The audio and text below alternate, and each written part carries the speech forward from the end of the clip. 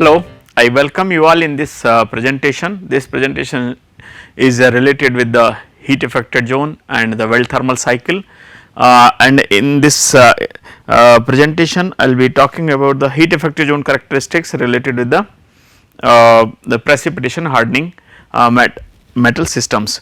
So, in the last lecture I have talked about the work hardenable metal systems. So, in precipitation hardenable systems, to understand the heat affected zone and the weld thermal cycle related aspects, it is necessary to understand what the precipitation hardening is and how the metal systems are strengthened. So, the requirement for precipitation hardening is that the solubility for the alloying elements must increase with the temperature. So, the alloying elements, say this is the metal A and the metal B, and whenever a particular fraction like say 4, 10, 15 etc., the B is incorporated in A, we will see that one particular Solves line, and this Solves line maybe in generally is found to be like this. There can be different Solves lines like this, which shows that the temperature above which the solute will get dissolved. So, the 4% of the B will get dissolved above this temperature, 10% B will get dissolved above this temperature, and here it will get dissolved above this temperature. So, Solves line is basically, or Solves curve shows the relationship between the temperature and the concentration of the alloying element here, and what it shows that as there is increase in temperature, the solubility of the element in the matrix alloying element in the matrix increases.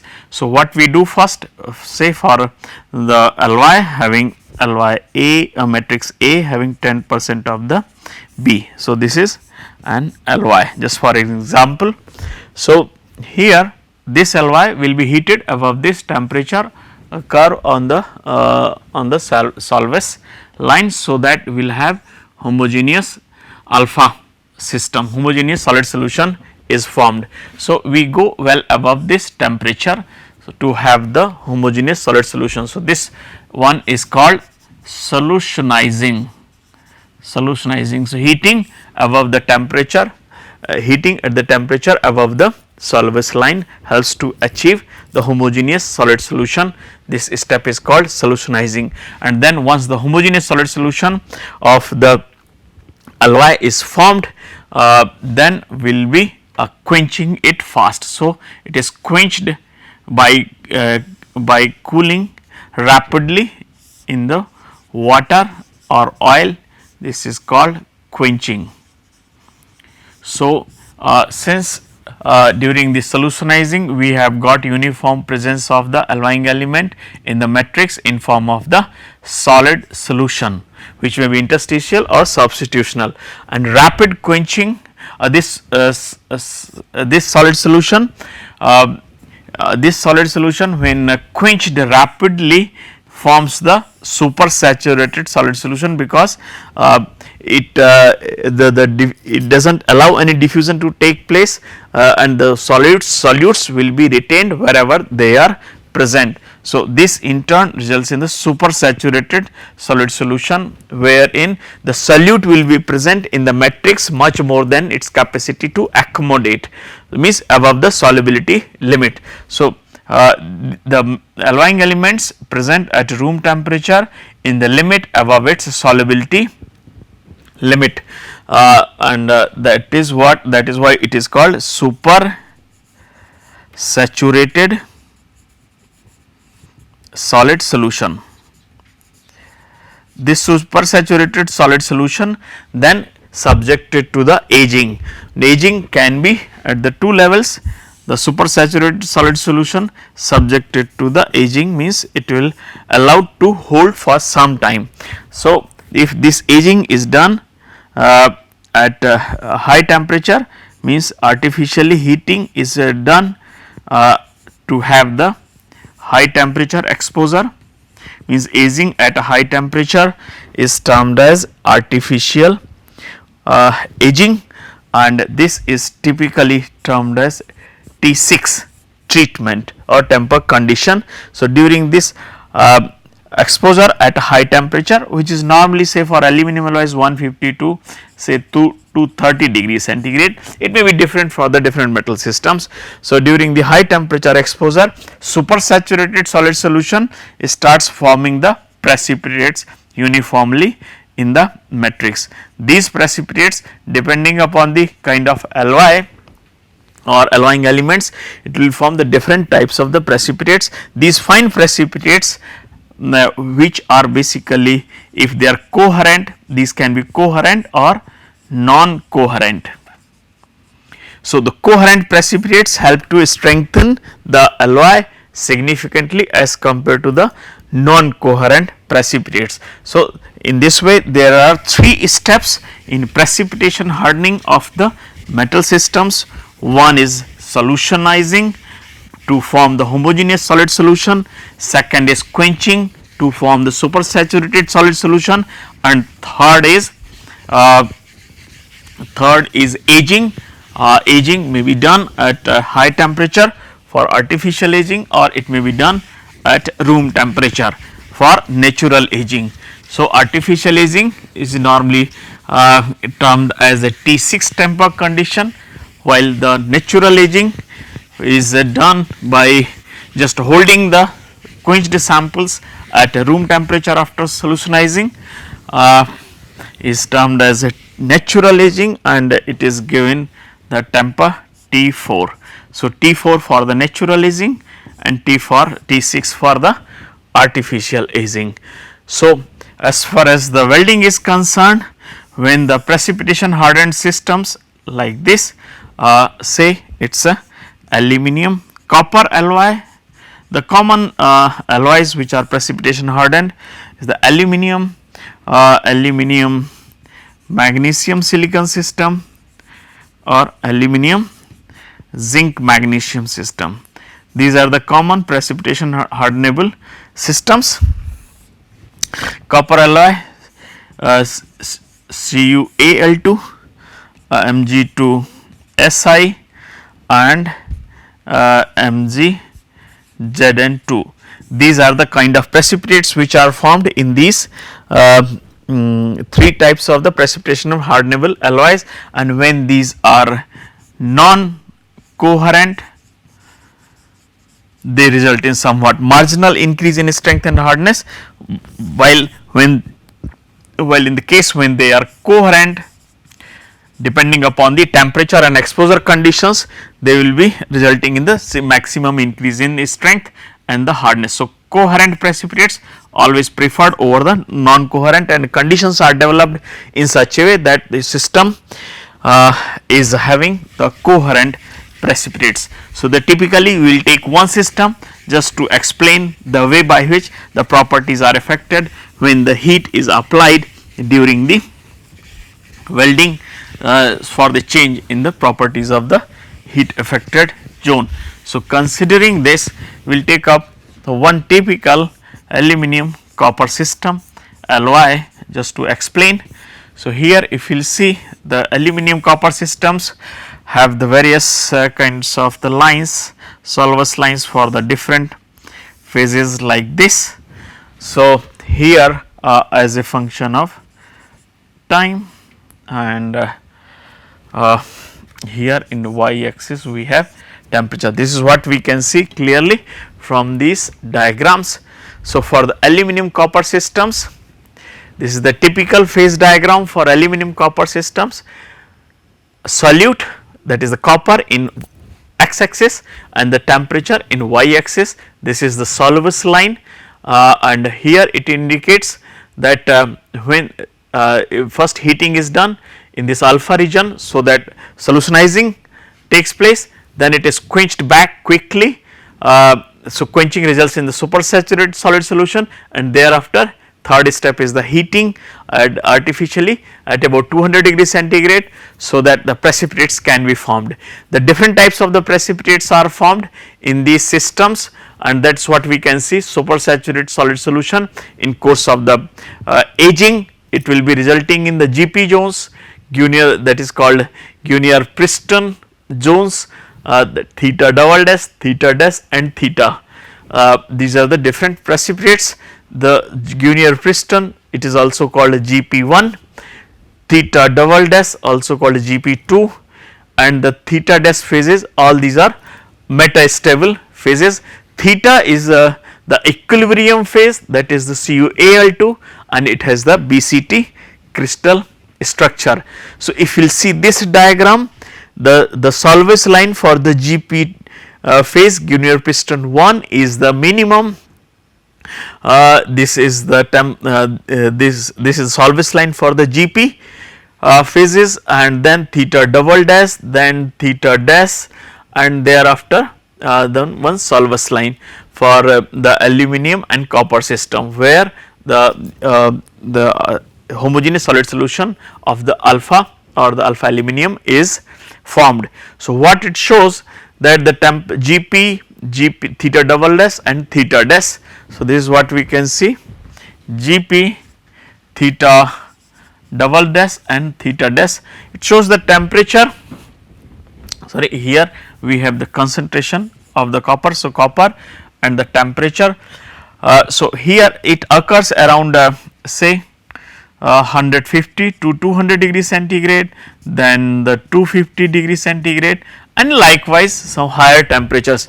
So, if we see the GP and the theta dash phases will get dissolved as per the concentration of the copper, they will get dissolved above the particular temperature, say 200 and above. So, the GP and the theta double dash phases are the metastable, while the theta is a stable or equilibrium phase, and similarly theta dash is also unstable, and above the particular temperature these get dissolved. It is always desirable to have a particular kind of phase, so that the maximum strength can be achieved. So, what we can see, the different phases are formed after this during the precipitation or during the aging, and some of these phases are coherent, some of these phases are non-coherent, and accordingly they will have effect on the hardness. At this is the typical photograph showing the precipitates which are formed. These are very fine in size, say the dimensions are in like say 10 of the angstrom to the 100 of the angstrom in the thicknesses, and the diameter of these precipitates can vary from say 500 to the 2000, 3000, 4000 angstrom. So, these are very fine in size. Normally these are not resolved under the optical microscope. So, transmission electron microscopy is used for this purpose. If we see this diagram, what it shows, that as a function of the time how the properties or the hardness of the particular alloy varies in course of the aging. So, if we see this diagram, typically here in x axis it has the time, and in y axis it has temperature. So, time is about the aging time, and in y axis it is the temperature. So, how the property change takes place when the exposure is given at the different temperatures.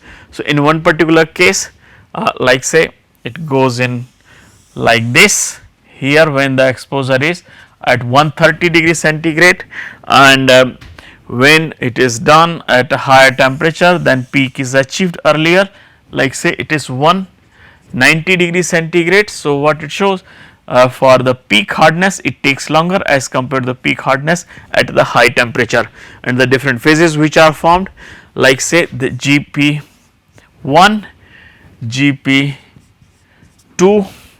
and here thereafter non-coherent phases are formed once the overaging starts.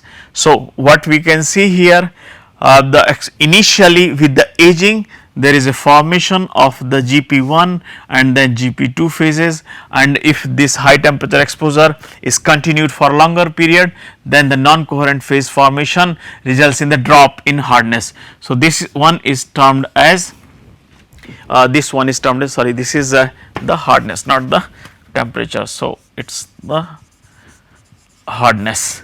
So, if the exposure is given at 130 degree centigrade for the different increasing periods for the different aging times, we will see that initially the GP1 is formed, then GP2 will result in the maximum increase in hardness, and thereafter due to the formation of the non-coherent phases, hardness starts dropping. So, this is the stage when we need to stop for achieving the maximum hardness and strength. Similarly, when the high temperature exposure is further higher temperature exposure is given, then the peak hardness is achieved in a much shorter period as compared to that at low temperature. So, always target is to have the GP2 phases in the maximum amount, so that the maximum strength and the hardness can be achieved. So, and how do these phases offer the strength? The lattice strain is very severe around the coherent phases like this. So, this is the this schematic diagram shows the supersaturated solid solution, and when the aging is achieved or when aging is performed, coherent phases result in the distribution of the solute in the matrix like this, and the distribution of the solute in the matrix is like this for the non-coherent or incoherent phases. Coherent phases result in the maximum strain around the region where these are present as compared to that of the incoherent phases. So, that is why the maximum strain around the coherent phases result in the increased barrier for the movement of the dislocations, and which in turn increases the strength and hardness of the alloy significantly, while the strain around the non-coherent phases is very less, and that is why barrier to the movement of dislocations is very limited, and which in turn does not result much increase in the strength and hardness. So, according to the type of the phases which are present, like if the non-coherent phases are formed, then strength and increase in strength and hardness is not much as compared to the coherent phases.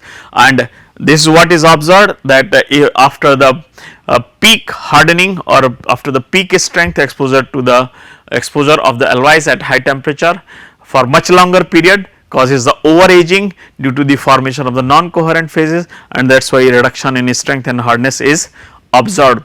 So, the different types of the precipitation hardenable alloys and the kind of phases which are formed in case of the aluminum alloys, that is what has been shown in this diagram.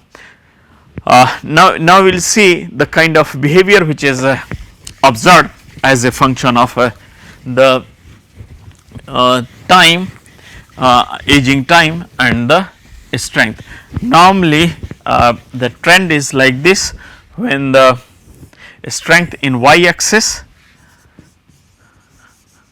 strength on hardness in y axis, aging time in the x axis, and what we will see that if the temperature is high, then this is observed very quickly, otherwise it takes longer time like this. So, what we can see here, if this is the high temperature, somewhat low, medium and low temperature.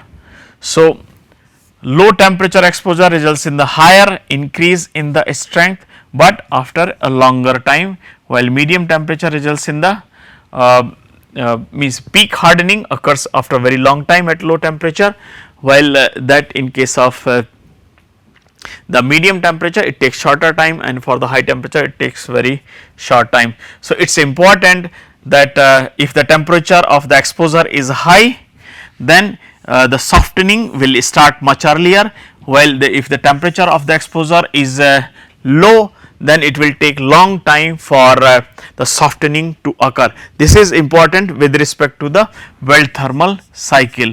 So, the zones of the weld which are very close to the fusion boundary, like this, the zones of the weld which are very close to the fusion boundary, they will be subjected to the high temperature as well as for longer period, and that is why we will be getting the softening or over aging much earlier as compared to the case when the point is located away from. The points which are located away from will be experiencing the lower peak temperature for shorter periods. So, both these things are favorable. It will be having the minimum effect of the over aging, or over aging effect will not be that apparent and visible.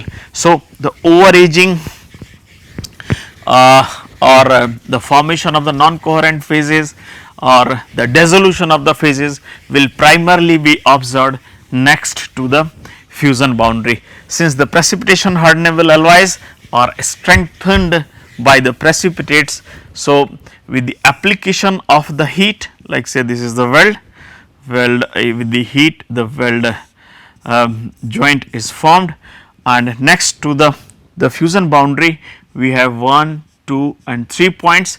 Obviously, each will have its own, this will have the highest temperature and for longest period, while the point 3 will have the minimum peak temperature and for very short period. So, what we will see that at the point 1 there will be the dissolution, coarsening and coarsening as well as the formation of incoherent phases. So, fine phases either they will get dissolved or they will convert into the incoherent phases, or their coarsening will take place. So, all these phenomena will be leading to the softening of the precipitation hardenable alloys in the zone next to the fusion boundary, while its effect will be less away from. So, if we will see the hardness variation from the fusion boundary, hardness will be minimum next to the fusion boundary and then it will keep on increasing. So, hardness of the zone 1, hardness of the zone 2 and hardness of the zone 3. So, we may have like this is for the base, if here this is the hardness curve and this is the distance from the fusion boundary, So, the zone which is very next to the fusion boundary will be experiencing the maximum dissolution, coarsening and formation of incoherent phases, and that is why we will have the very low hardness, while as the distance increases the extent of dissolution, formation of incoherent phase precipitates and the coarsening will be limited. That is why somewhat higher hardness, then somewhat more hardness, and then it is corresponding to the base metal. So, this is the typical behavior which is observed next to the fusion boundary. What we get in like the hardness is minimum and then it increases. So, this reduction in hardness is called the softening of the heat affected zone, and this softening is invariably observed in the weld joints of the precipitation hardenable alloys. So, now if we try to relate it with the heat input and other conditions related with the welding, then what we will see with the increase in heat input, simply the effect of heat input is what? Say the plate is welded using 2 kilojoule per mm heat input, then the weld zone size will be this much and heat affected zone is this much. And if the same thing is welded using 3 kilojoule per mm, then our weld zone will be wider because of the more heat input and the heat affected zone will be further wider. So, heat affected zone, since if the width up to which increase in heat input increases the width, up to which the temperature rise above a critical temperature increases, which in turn increases the width of the heat affected zone, while this width is limited. So, basically HFZ size is directly related with the amount of the heat input. More is the heat input, wider will be the heat affected zone, larger will be the cross sectional area of the weld, and this in turn will have the more adverse effect. So, if we try to replicate this in terms of the hardness variation from the fusion boundary to the base metal side, then increasing distance from the fusion boundary will be showing that the for 2 kilojoule that variation in hardness is like this, while say 2 kilojoule per mm hardness variation, and the extent of the hardness loss will be much more for the 3 kilojoule, and this will see this is the extent of the softening which will be occurring in corresponding to the region which is very close to the fusion boundary, and then somewhat more and so means this wherever the drop in hardness is taking place, that will be the part of the heat affected zone, and increase in heat input will simply be increasing the width up to which the softening is taking place, and that in turn will be weakening the material and will be leading to the reduction in strength of the metal system. So, this is what is about the effect of the weld thermal cycle. This is what we can see here when the material is in the precipitation hardened condition, like in the base metal condition, it has a large number of the precipitates. As we approach towards the fusion boundary, the number of precipitates have reduced because some of them will get dissolved, and as we further approach towards the fusion boundary, these have got almost completely dissolved. So, this dissolution is also termed as a reversion. Full reversion is taking place close to the fusion boundary, leading to the maximum reduction in the hardness, while the partial reversion or the dissolution will be taking place away from the fusion boundary. So, somewhat more precipitates can be seen in the heat affected zone. So, it will have the somewhat higher hardness and maximum hardness in the base metal. So, this is what it reflects in this diagram also. In the zone 1 corresponding to the next to the fusion boundary experiences the maximum softening. The zone 2 is having somewhat more precipitates than zone 1. So, this diagram shows the location 1 weld thermal cycle experiencing maximum temperature for longest period. So, it will have the complete reversion or complete dissolution of the precipitates, will be leading to the minimum hardness, while away from this what we can see somewhat less reversion is taking place. So, the hardness will be somewhat more as compared to the location 1. So, increasing number of the precipitates as we are moving away from the fusion boundary, and the reduction in peak temperature, reduction in the time for which high temperature is retained. So, the reduction in temperature and for shorter period above particular temperature will be leading to the limited reversion, somewhat more reversion and full reversion, and this in turn will be leading to the reduction in hardness of the aluminum alloys or the precipitation hardenable systems next to the fusion boundary. So, now I will conclude this presentation.